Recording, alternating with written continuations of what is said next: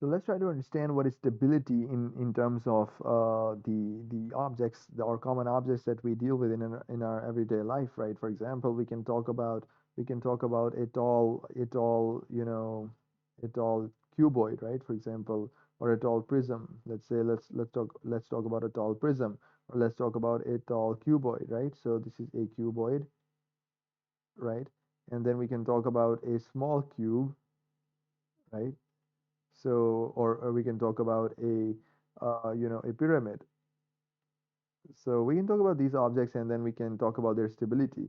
So in terms of their center of masses, so let's actually first of all define what is a center of mass, which we have already discovered or described in a previous video. So center of mass is the point in which all of the mass of that thing is concentrated or acting at, right? So there has to be a center of mass for all these things, in which all of the mass of the whole of object is acting at, right?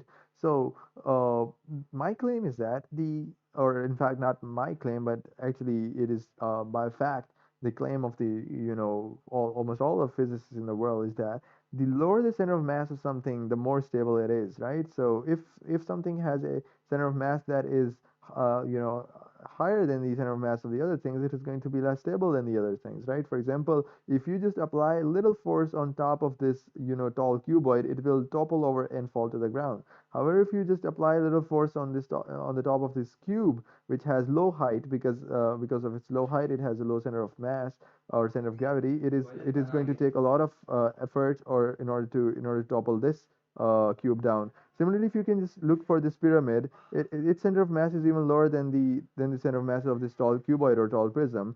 You will have to apply a lot of force on the top of this prism, or sorry, the pyramid, in order to topple it over. So we discover that the pyramid is the most stable of all these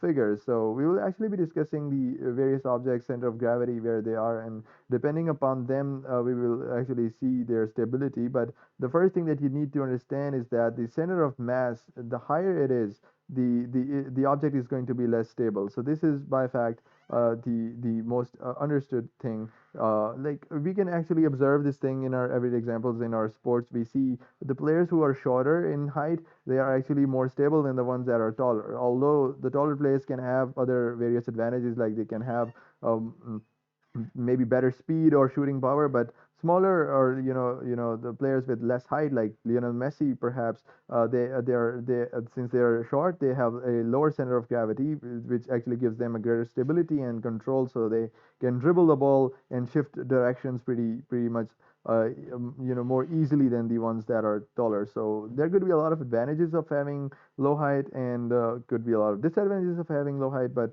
it depends upon the playing style of that person. So let's not actually go too deep into the philosophy of sports and keep it to the physics.